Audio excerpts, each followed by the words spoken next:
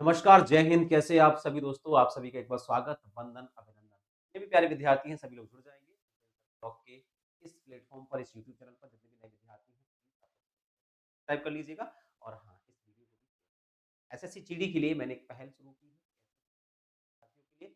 हाँ भाई, GK GS के कुछ शानदार प्रश्न मैं लेकर आया हूँ अभ्यास के लिए। बहुत ही शॉर्ट में लेकर आता हूँ, 10 से 15 मिनट, 20 मिनट का ये वीडियो होता है, जिसमें आपको 20 प्रश्न मैं करवाता हूँ और उनके एनालाइसिस विश्लेषण भी आपको मिलेगा। ठीक है? तो एक बहुत ही शानदार है कि जो अधिक सोचते हैं, बोलते हैं ना कि जो बहुत सोचते हैं, वो थक जाएँगे। जो कम सोचते हैं, वो दूर तलक जाएँगे। और हम समंदर हैं, हमें रास्ते समझाने की मत कहो। हम समंदर हैं, हमें रास्ते मत समझाओ। हम कोई मुसाफिर थोड़ी ना है जो रास्ता भटक जाएँगे। तो चलिए चलते हैं आज की क्लास पर दोस्तों। क्या है आज के प्रश्न बड़े शानदार हैं आप लोगों के लिए। स्पेशल प्रश्न लेकर आया हूँ, तो चलिए आज की क्लास के आनंद लेते हैं बड़ी तरीके से, ठीक है? तो चलिए पहला ही प्रश्न क्या है? पहला प्रश्न क्या है? आइए पढ़ते हैं। लिखा हुआ है, किस भारतीय राज्य में हॉर्नबिल उत्सव होता है? दोस्तों ध्यान रखना, हॉर्नबिल उत्सव एक जनजाति यानी एक ट्राइब करती है और इस उत्सव में मतलब ये अभी घटना में हो गई थी एक दो, और ये उत्सव जो है वो सेवन सिस्टर्स जो इंडिया की हैं, जो नॉर्थ ईस्ट के जो स्टेट्स हैं, वहां पर होता है। आपके ऑप्शंस हैं मणिपुर, नागालैंड, सिक्किम और असम। कहाँ होता है भाई हॉर्नबिल फेस्टिवल? ये आपका प्रश्न है, फटाफट से कमेंट करिएगा। मणिपुर में होता है गुरुजी? नहीं। सिक्किम में, असम में बिहू होता है, लेकिन नागालैंड, हाँ, ये प्रॉपर एक स्टेट है जिसकी राजधानी है कोहिमा, और यहाँ पर होता है दोस्तों क्या? हॉर्नबिल उत्सव यानी हॉर्नबिल फेस्टिवल। ठीक है, तो विकल्प ऑप्शन बी का चुनाव कीजिएगा। ठीक है, तो यहाँ पर ऐसे मतलब जनजातियां जो होती हैं वो एक तरह से मतलब हार्ट वगैरह जो होते हैं वो लटकाते हैं गले में, सिंग टाइप के कोर्स लेते हैं, और उसके बाद वो जो है ग्रुप समूह में नृत्य भी करते हैं और अपना जोश भी दिखाते हैं। ठीक है, अगला प्रश्न देखते हैं। अगला प्रश्न ये रहा आपकी स्क्रीन पर, क्या लिखा हुआ है? विटामिन सी का रासायनिक नाम क्या है दोस्तों? मैं आपको इससे पहले वाली वीडियो में बताया था कि विटामिन से एक प्रश्न आता ही आता है, इसलिए कोशिश करो कि विटामिन को हम अच्छे से पढ़ पाएं। ठीक है, सबसे पहले आपको यहाँ दिख रहे होंगे कि सारे के सारे जितने भी रखे हुए हैं, चाहे वो टमाटर हो, चाहे वो नींबू हो, चाहे वो संतरा हो या फिर आंवला हो, तो ध्यान रखना ये खट्टे फल हैं। तो मैंने ये तो बताया था ना कि खट्टे फलों में क्या पाया जाता है? खट्टे फलों में पाई जाती है बच्चे विटामिन सी। ठीक है, ध्यान रखना। अब इसका जो नाम है वो रेटिनॉल किसको बोलते हैं? विटामिन ए को, है ना? कैल्सीफेरॉल और टोकोफेरॉल। ठीक है, तो टोकोफेरॉल और कैल्सीफेरॉल किसको बोलते हैं? कैल्सीफेरॉल बोलते हैं डी को और टोकोफेरॉल से बोलते हैं ई को। ठीक है, अब ऐसा ही कुछ है, थोड़ा बहुत आगे पीछे होगा, मुझे ध्यान नहीं है, लेकिन हाँ ये एस्कॉर्बिक एसिड जो है वो बोला जाता है विटामिन सी। ठीक है, तो इस प्रकार से आप इनको भी कंप्लीट कर सकते हो। आइए एक और प्रश्न देखते हैं। अगला प्रश्न ये रहा आपकी स्क्रीन पर, सिंधु घाटी सभ्यता का लोथल बंदरगाह कहाँ स्थित था दोस्तों? लोथल बंदरगाह अगर आप देखेंगे, सिंधु घाटी सभ्यता, दयाराम साहनी का नाम सुना? दयाराम साहनी, इन्होंने खोज की थी, ध्यान रखना। और सबसे पहला जो नगर था वो हड़प्पा,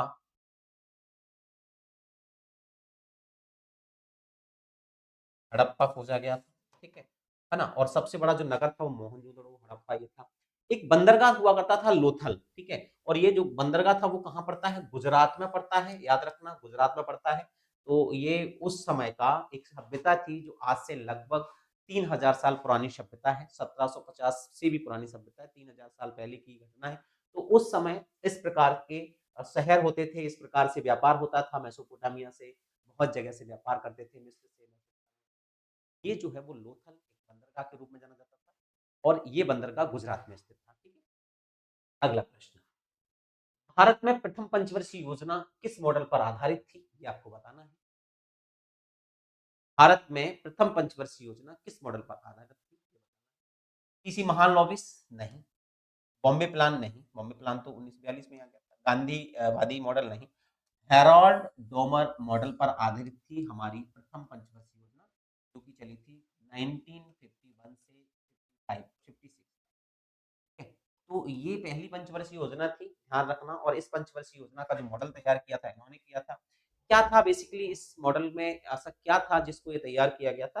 तो ध्यान रखना, हेरोल्ड डोमर मॉडल एक प्रमुख आर्थिक विकास सिद्धांत है जो बताता है कि अर्थव्यवस्था में वृद्धि दर यानी सेविंग की दर और पूंजी उत्पाद अनुपात यानी कैपिटल आउटपुट रेशियो पर निर्भर करती है।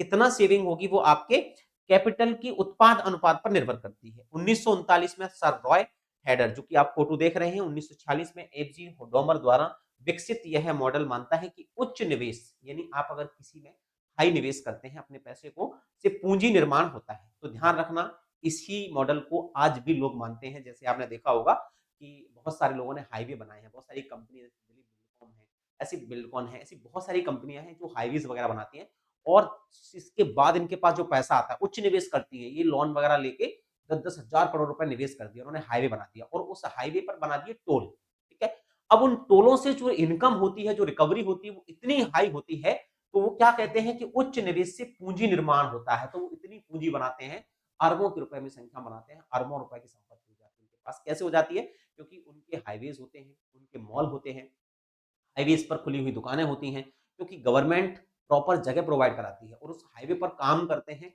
पैसे लगाते हैं, उच्च निवेश करते हैं और उसके बाद क्या पाते हैं? पूंजी बनाते हैं। ये है हेरोड डोमर मॉडल। अगला प्रश्न, भारत के प्रधानमंत्री को शपथ कौन दिलाता है?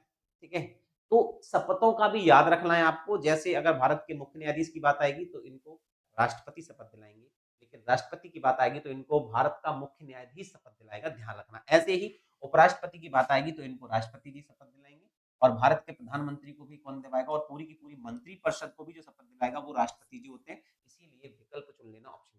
अगर मोदी जी को भी शपथ दिलाई होगी तो याद रखना राष्ट्रपति ने ही दिलाई होगी। ठीक है, चलिए। हाँ भाई, अगला प्रश्न देखते हैं, ताप्ती नदी का उद्गम स्थल कहाँ है? ध्यान रखना, ताप्ती नदी शायद आप नहीं जानते, लेकिन नर्मदा नदी आपसे पूछी गई। जैसे नर्मदा, तो इसका उद्गम स्थल कहाँ होता है? अमरकंटक में होता है। और ताप्ती का होता है मुल्ताई। ये कहाँ पड़ती है? मुल्ताई बैतूल में। बैतूल कहाँ पड़ता है दोस्तों? मध्य प्रदेश में। ये मध्य प्रदेश में पड़ता है। तो अगर आप देखोगे तो मुल्ताई मध्य प्रदेश में एक जगह है, बैतूल। ठीक है, और यहां से ये निकलती है। ठीक है, इसमें और भी नदी जुड़ जाती है, जैसे सिपना है, मोना है, ये जुड़ जाती है, और ये मुख्य धारा में बहती हुई, ध्यान रखना, और इस प्रकार से बहती हुई, इस प्रकार से बहती हुई, और खंबात की खाड़ी में यानी सूरत के पास अरब सागर में गिर जाती है ना। इसमें बहुत सारी, जैसे गोमाई नदी है, अरुणावती है, इधर से अगर आप देखोगे बोरो नदी, गिरना नदी भी है, पंजन नदी भी है ना, गांगदेव, सारी नदियां जो है इसमें मिलती हुई आती है, और ये है ताप्ती नदी। ध्यान रखना। क्लियर? तो चलिए अगले प्रश्न पे चलते हैं। अगला प्रश्न है, दुधवा राष्ट्रीय उद्यान किस राज्य में है? कल, माफ कीजिएगा, कल की जो वीडियो थी उसमें एक करेक्शन था, उसको कर लेना। राजाजी राष्ट्रीय उद्यान जो है वो राजा जी राष्ट्रीय उद्यान, ये आपका उत्तराखंड में है। उत्तराखंड में है, ये ध्यान रखना है। ठीक है, और दुधवा राष्ट्रीय उद्यान जो है वो उत्तर प्रदेश का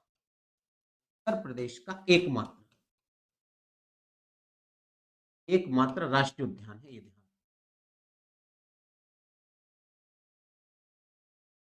जो कि पड़ता है लखीमपुर खीरी।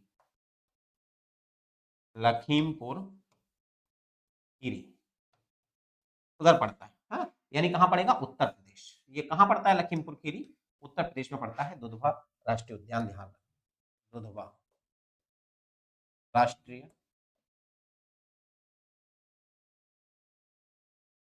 चलिए तो चलते हैं हम अगले प्रश्न पर, देखते हैं कि अगला प्रश्न क्या कह रहा है। ये रहा दोस्तों आपके समक्ष अगला प्रश्न। लिखा है, वायुमंडल की कौन सी परत रेडियो तरंगों को परावर्तित करने के लिए उत्तरदायी है? और यही तरंगे हैं जिनकी वजह से हमारे पृथ्वी से रेडियो संपर्क हो पाते हैं, स्पेस के लोग हमसे बात कर पाते हैं। तो ये किस लेयर में है? तो सबसे पहले अगर आप देखेंगे कि ये पृथ्वी है तो इसके ऊपर ट्रोस्फेयर है, यानी इसको हम अगर हिंदी में आपके सामने रखें तो इसको हम क्या बोलते हैं? ट्रोपोस्फेयर को क्षोभ मंडल। ये क्षोभ मंडल है जो लगभग 20 किलोमीटर तक फैला है, 8 किलोमीटर से। इसके बाद जो है दोस्तों याद रखना, यहाँ पर समताप मंडल होता है, समताप मंडल होता है, फिर होता है मध्य मंडल, फिर होता है आयन आयन मंडल, और फिर होता है बाह्य मंडल। ठीक है, तो यहां पर ध्यान रखना है दोस्तों कि रेडियो की जो फ्रीक्वेंसी आती है वो इसमें आती है, आयन मंडल में। यहाँ पर आप क्या लगाएंगे? विकल्प लगाएंगे, option C is the right answer. आयन मंडल लगा देना, ये ध्यान रखना। हाँ, हवाई जहाज वगैरह और ये सब कहाँ चलते हैं? तो ये समताप मंडल के, समताप ताप मंडल में चलते हैं, पैराशूट वगैरह, है ना? जैसे पैराशूट उड़ने की जो सही व्यवस्था है वो यही है, हवाई जहाज़ों की व्यवस्था यही है, क्योंकि यहाँ मौसम जो है, मौसम साफ रहता है। जो भी घटनाएँ होती हैं वो सब यहीं हो जाती हैं, बारिश की, क्षोभ मंडल में हो जाती है, यहीं पर बिजली कड़कना, तूफान, बारिश, सारी घटनाएँ यहीं हो जाती है, ठीक है? ये वाले में आपका बहुत सही से रहता है। अगला प्रश्न देखते हैं। अगला प्रश्न क्या कह रहा है भाई, विटामिन बी की कमी से कौन-सा रोग होता है? तो विटामिन बी की कमी से कौन-सा रोग होता है? एक्चुअल में इसको थायमिन बोलते हैं, ठीक है? इसका रासायनिक नाम है।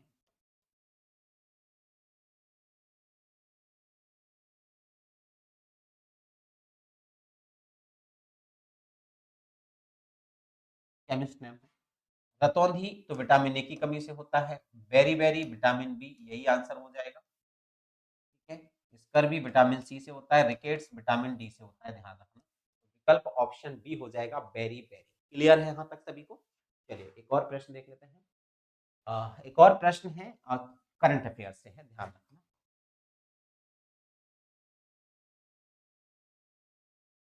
करंट अफेयर से प्रश्न है, मोस्ट इंपोर्टेंट प्रश्न है। 26 जनवरी 2025, यानी इससे पहले वाली जो 26 जनवरी थी, उसको उसके अवसर पर भारत के गणतंत्र दिवस पर मुख्य अतिथि के रूप में कौन था? Joe Biden, Mohammed bin Zayed Al Nahyan, crown prince Mohammed bin Salman या फिर इमैनुअल मैक्रो, ठीक है? तो ध्यान रखना दोस्तों, ये हैं यूएई के चीफ, तो इनका नाम है मोहम्मद बिन जायद अल नयान, ध्यान रखना। ये थे चीफ गेस्ट हमारे 76वें गणतंत्र दिवस पर, ठीक है? आपके लिए प्रश्न है अभी का, वैसे तो आएगा नहीं अभी का, लेकिन हाँ फिर भी याद रखना कि 77वें 77वें गणतंत्र दिवस पर चीफ कौन था हमारा? 11वां प्रश्न है, भारत के वर्तमान मुख्य चुनाव आयुक्त कौन है? चीफ इलेक्शन कमिश्नर कौन है भारत के मुख्य चुनाव आयुक्त? राजीव कुमार, सुनील चंद्रा, इनका क्या नाम लिख दूं? अनूप चंद्र पांडे, अरुण गोयल। तो ध्यान रखना दोस्तों, हाँ, यहाँ पर इनका जो नाम है वो है राजीव कुमार, और ये हैं अभी नए सीई, यानी चीफ इलेक्शन कमिश्नर, ठीक है? ध्यान रखना, राजीव कुमार, ध्यान रखना है। और ये अपने आप में इलेक्शन जो है आर्टिकल 324 में आता है, चुनाव आयोग 324। और ये ध्यान रखना बहुत ही इंपॉर्टेंट है, भारत का चुनाव आयोग जब चुनाव कराता है, आचार संहिता लगती है, तो ये भारत की सबसे ऊंची बॉडी बन जाती है, सबसे मजबूत बॉडी बन जाती है, जो कि चुनाव कराती है और निष्पक्ष चुनाव कराएगी भारत में, इसीलिए इस बॉडी का अपना 12वां प्रश्न है, 1928 के बारदौली सत्याग्रह का नेतृत्व किसके द्वारा किया गया था? आपके ऑप्शन इस प्रकार है, विकल्प ऑप्शन ए महात्मा गांधी, विकल्प बी विठल भाई पटेल, विकल्प सी वल्लभ भाई पटेल, विकल्प डी महादेव देसाई। फटाफट से कमेंट करके बताइए।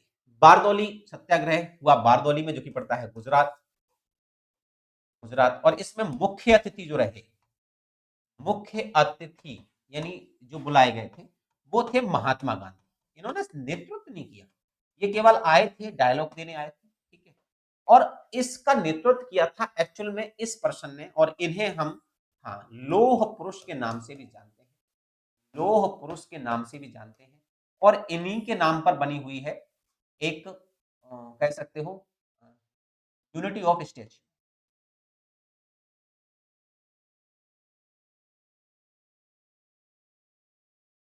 यूनिटी ऑफ स्टेट, ठीक है? तो सबसे बड़ी मूर्ति बनी है इनकी, विकल्प ऑप्शन सी वल्लभ भाई पटेल। क्लियर है? ये थे बारदोली के नेतृत्वकर्ता, इन्हीं यहीं पर इन्हें उपाधि प्राप्त हुई थी, सरदार की उपाधि, जो कि वहां की महिलाओं ने दी थी, ठीक है? अगला है अष्टाध्यायी, जो संस्कृत व्याकरण की पहली पुस्तक थी, ध्यान रखना, संस्कृत व्याकरण की पहली पुस्तक है अष्टाध्यायी, संस्कृत व्याकरण की पहली पुस्तक थी, ध्यान रखना, अष्टाध्यायी। इसके लेखक कौन थे? कालिदास नहीं, पाणिनि जी हाँ, कौटिल्य नहीं, बाणभट्ट नहीं। बाणभट्ट के द्वारा लिखा गया था हर्ष चरित्र, हर्ष चरित्र और कादम्बरी जैसे ग्रंथ, कादम्बरी जैसे ग्रंथ लिखे गए थे। कौटिल्य के द्वारा लिखा गया था अर्थशास्त्र, का विषय था राजनीति शास्त्र। पाणिनि के द्वारा लिखी गई थी अष्टाध्यायी। कालिदास के द्वारा लिखे गए थे बहुत सारे ग्रंथ, जिसमें से कुमार संभव, मालविका, अग्निमित्रम, कुमार संभव, ऋतु संहारम,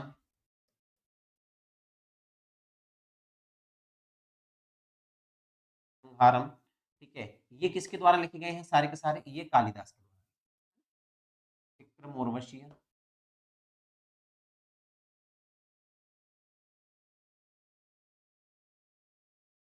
ये किसके हैं? संहार, विक्रम उर्वशीय, कुमार संभव महालिवता, अभिज्ञान शकुंतलम, इनका एक और बड़ा फेमस ग्रंथ था अभिज्ञान शाकुंतलम।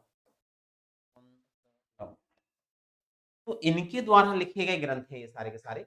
तो यहाँ पर पाणिनि, सबसे सही उत्तर जो होगा वो विकल्प ऑप्शन बी के रूप में चयन करना पड़ेगा आपको। चलिए एक और प्रश्न देख लेते हैं।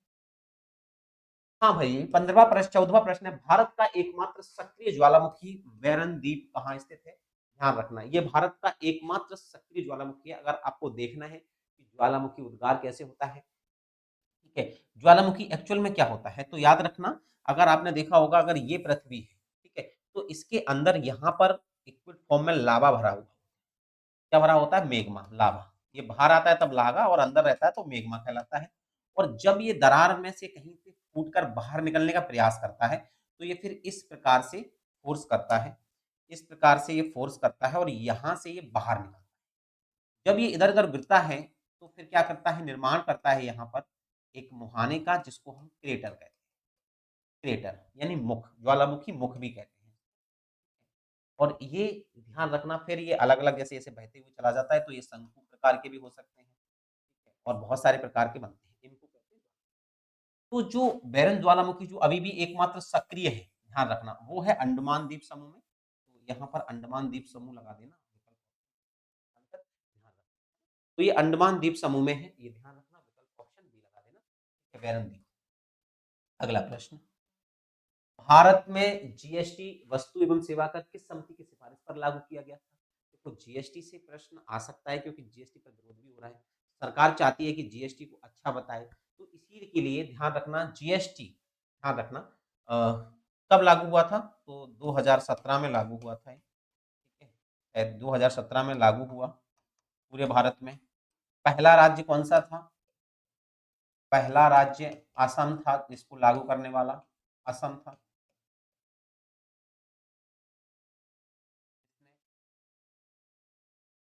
जीएसटी लागू की, कौन सा था? तो वो था असम, ठीक है। और कब लागू की? तो ये जुलाई में हुई थी, जुलाई 2017 में लागू हुई थी। और इसके लिए संविधान में संशोधन हुआ था, संविधान में संशोधन हुआ था, और वो संशोधन था 101, 101, ये भी ध्यान रखना है। और इसके लिए एक समिति बनाई गई थी, जो बनाई गई थी विजय केलकर समिति,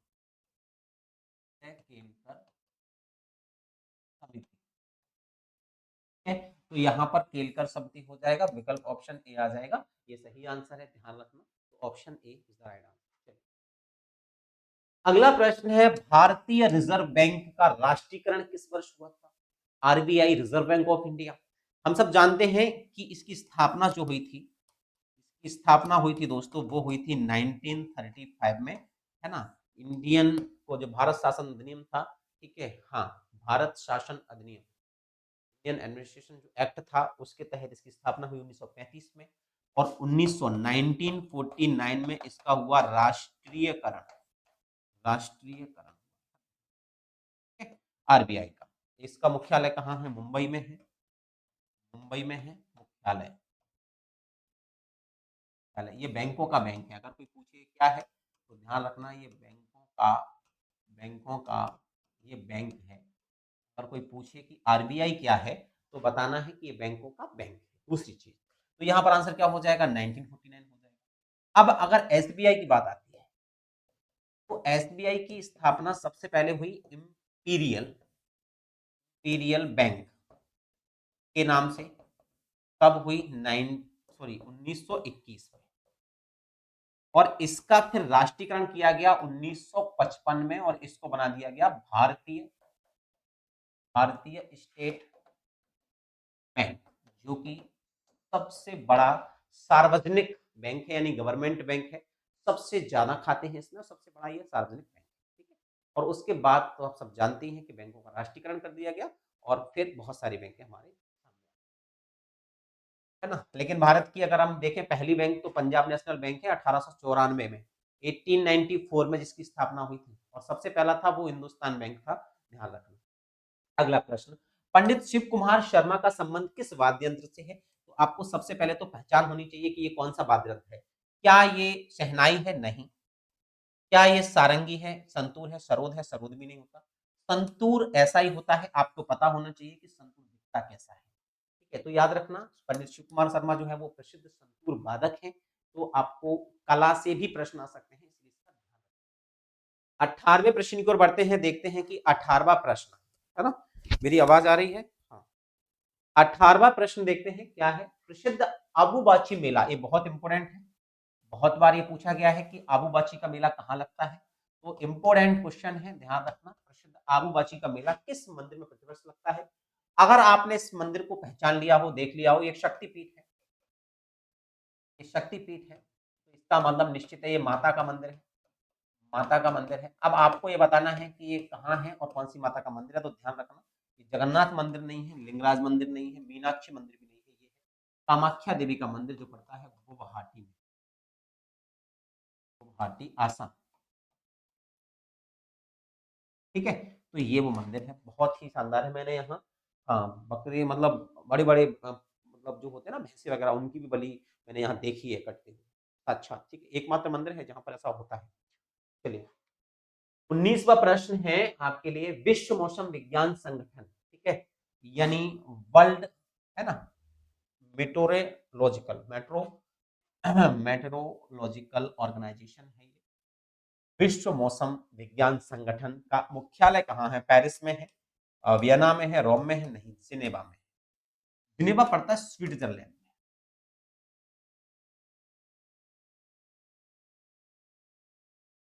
स्विट्जरलैंड।